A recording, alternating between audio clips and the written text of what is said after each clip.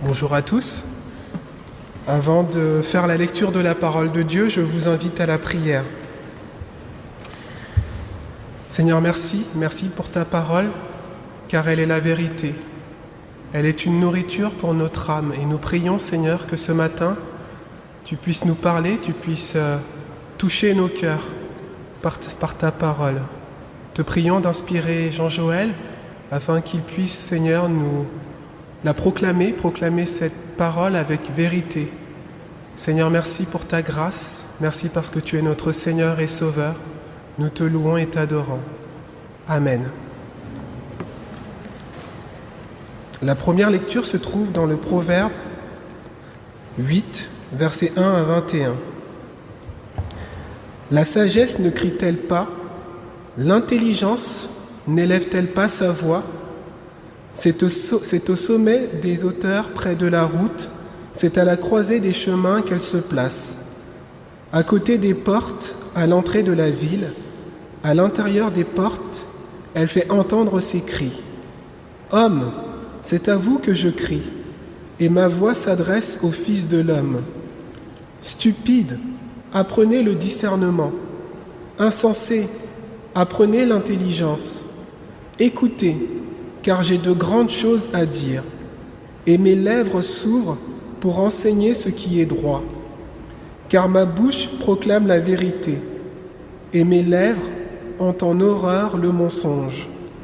Toutes les paroles de ma bouche sont justes, elles n'ont rien de faux ni de détourné. Toutes sont claires pour celui qui est intelligent, et droites pour ceux qui ont trouvé la science. Préférez mes instructions à l'argent, et la science à l'or le plus précieux. Car la sagesse vaut mieux que les perles, elle a plus de valeur que les objets de prix. Moi, la sagesse, j'ai pour demeure le discernement, et je possède la science de la réflexion. La crainte de l'Éternel, c'est la haine du mal. L'arrogance et l'orgueil, la voie du mal.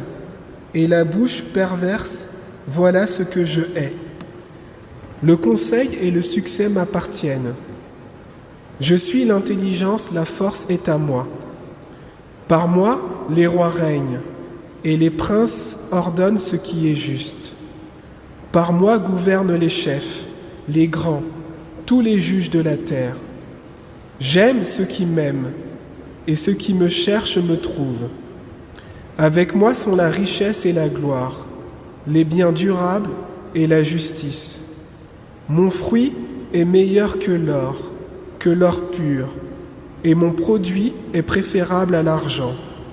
Je marche dans le chemin de la justice, au milieu des sentiers de la droiture, pour donner des biens à ceux qui m'aiment et pour remplir leurs trésors. Je continue la lecture dans l'Évangile de Matthieu, chapitre 22, versets 15 à 22. Alors les pharisiens allèrent se consulter pour les moyens de surprendre Jésus par ses propres paroles.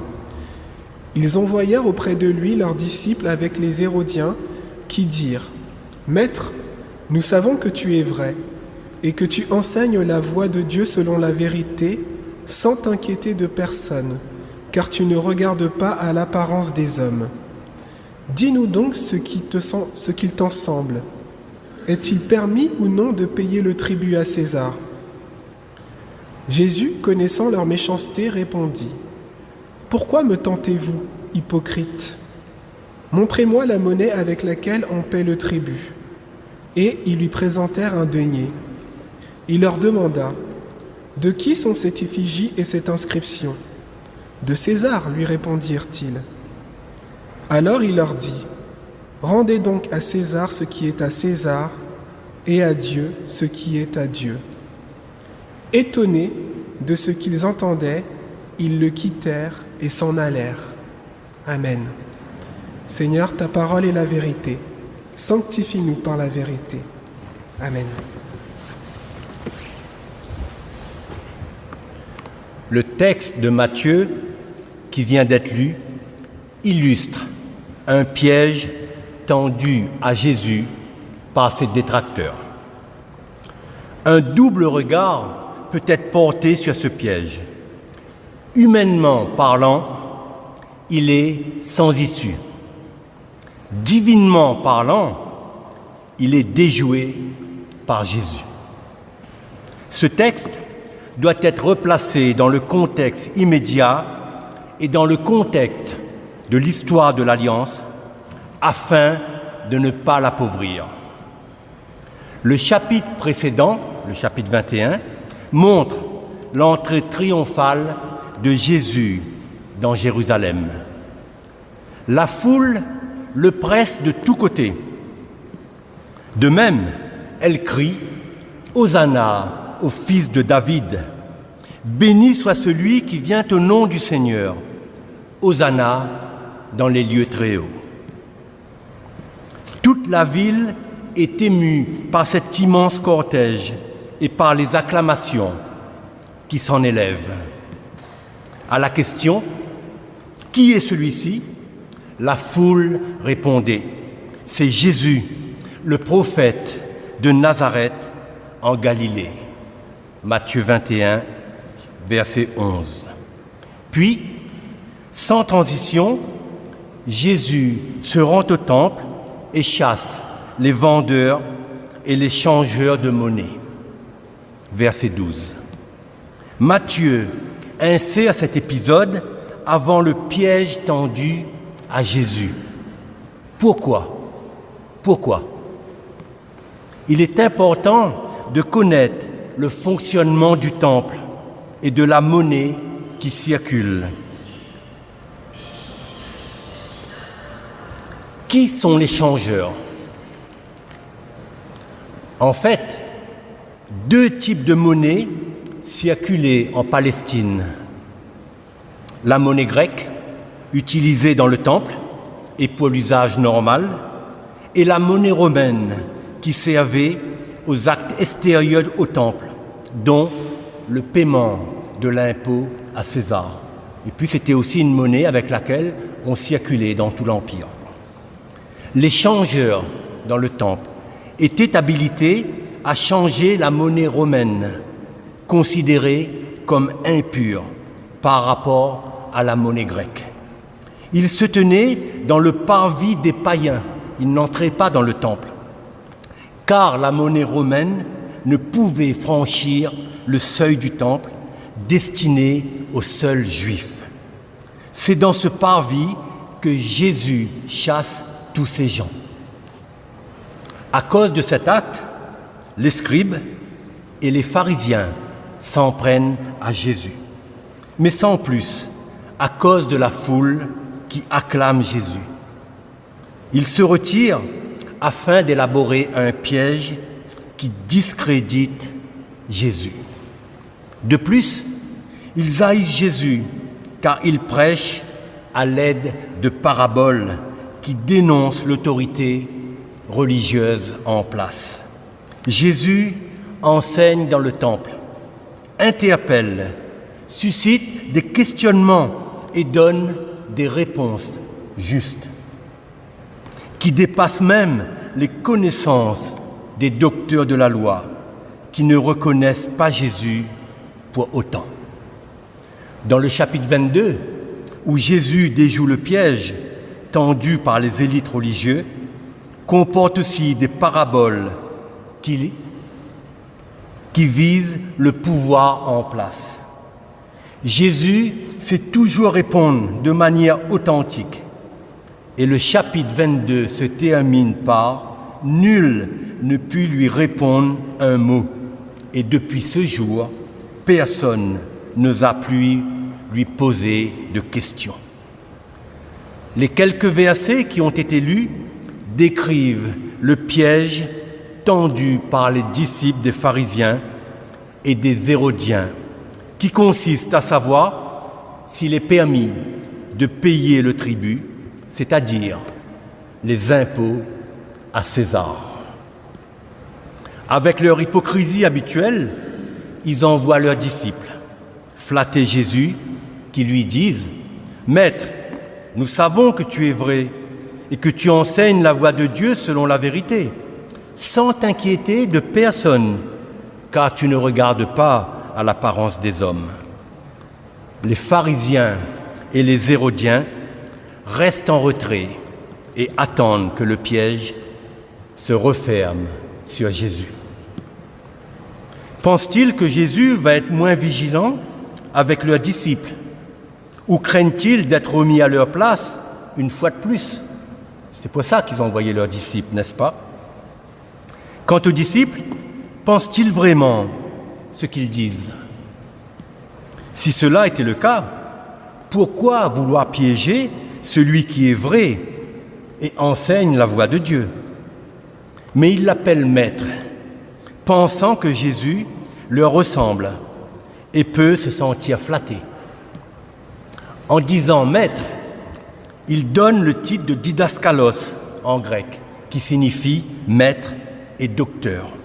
Or, seuls ceux qui avaient été enseignés par Shammai ou Hillel pouvaient prétendre à ce titre honorifique. À savoir qu'au temps de Jésus, il y avait 2 écoles rabbiniques, l'école de Shammai et l'école de Hillel. C'était les 2 seules écoles reconnues par le peuple juif. Pour information, l'apôtre Paul a été enseigné par Gamaliel, petit-fils de Hillel, acte 22. Je ferme la parenthèse. Jésus n'a été enseigné par personne, sinon le Père lui-même. Jésus avait été étonné par Nicodème, le maître venu le rencontrer de nuit, car il n'était pas capable de comprendre ses propos. Aussi, Jésus lui a dit à Nicodème, « Tu es docteur, didaskalos en Israël, et tu ne connais pas ces choses. Normalement, un docteur de la loi savait toutes choses. » Et Nicodème a reconnu en Jésus un docteur venu de Dieu. Contrairement aux docteurs qui parlaient selon l'autorité de leur maître, Jésus parlait de sa propre autorité. Souvenez-vous, Matthieu 5. Il a été dit, mais moi je vous dis. Ce sont les paroles de Jésus. Tout comme un maître, Jésus a des disciples. Ils sont peu instruits et issus du peuple. Les femmes aussi sont enseignées par Jésus et à ses pieds. Telle Marie, même les prostituées et les gens de mauvaise vie sont acceptés auprès de lui. La caste religieuse le lui reproche, mais dit pourtant la vérité malgré un cœur tortueux. « Maître, nous savons que tu es vrai et que tu enseignes la voie de Dieu selon la vérité, sans t'inquiéter de personne, car tu ne regardes pas à l'apparence des hommes. » Après la vérité, le piège est tendu. Les Hérodiens soutiennent Rome et son culte idolâtre. Les pharisiens contestent l'impôt et ne reconnaissent ni Hérode comme roi, ni César d'ailleurs. Ils se haïssent, Hérodiens et pharisiens, mais font en ce jour alliance pour piéger Jésus. Ils acceptent de faire un compromis pour parvenir à leur fin. Donc, après la vérité, le piège. Une simple question, est-il permis ou non de payer le tribut à César? En effet, César imposait 4 impôts directs aux contribuables, dont l'impôt sur les citoyens de droit pérégrine, c'est-à-dire étrangers libres dans une des provinces de l'Empire et qui ne peut acquérir la citoyenneté romaine. Et c'est de cet impôt dont il est question ici. Il est calculé par personne, d'où les divers recensements imposés par César Auguste, comme celui qui a eu lieu lors de la naissance de Jésus. En quoi cette question est-elle un piège? En fait, Jésus sera considéré par la population comme un mauvais juif s'il dit qu'il faut payer l'impôt, comme un traître qui collabore avec l'occupant romain et qui se compromet avec une religion idolâtre. Jésus se discréditera aux yeux du peuple, car c'est un impôt romain. Cet impôt signifie la reconnaissance que la terre d'Israël appartient à César et non au peuple juif. La théologie de la terre promise, de l'alliance et l'appartenance d'Israël au seul vrai Dieu serait remise en question. À ce sujet, je vous renvoie à Deutéronome 30, le chapitre 30 du Deutéronome. Alors, les pharisiens dénonceraient Jésus comme étant contre la seigneurie de Dieu. Il ne serait qu'un blasphémateur et non le fils de David, et encore moins celui qui vient au nom du Seigneur.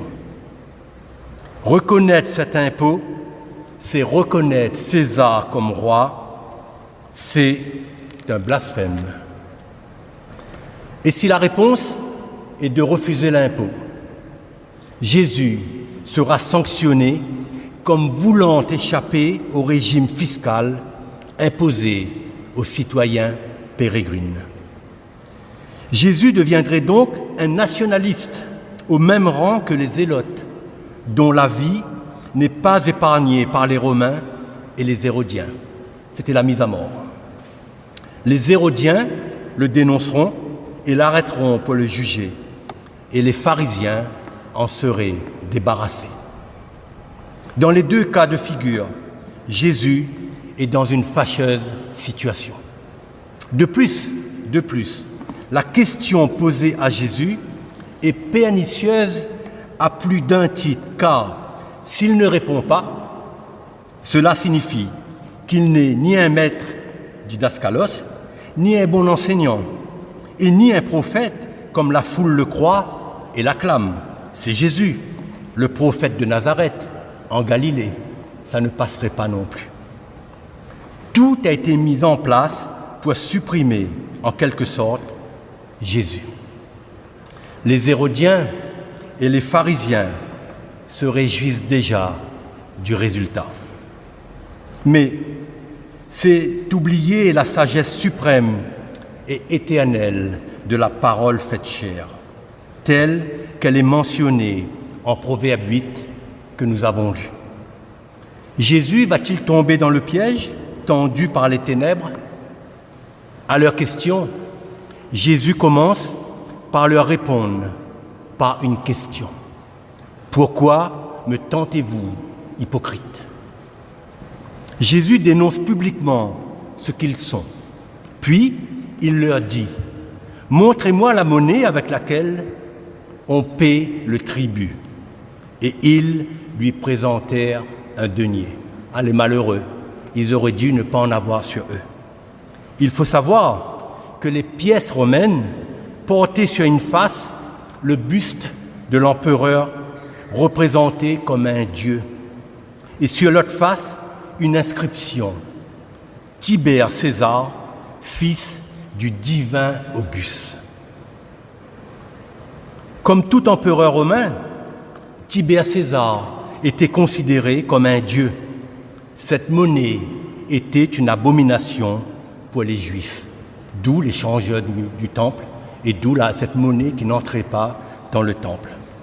Là encore, Jésus dénonce aux yeux de tous les pharisiens qui se compromettent en ayant de la monnaie idolâtre sur eux.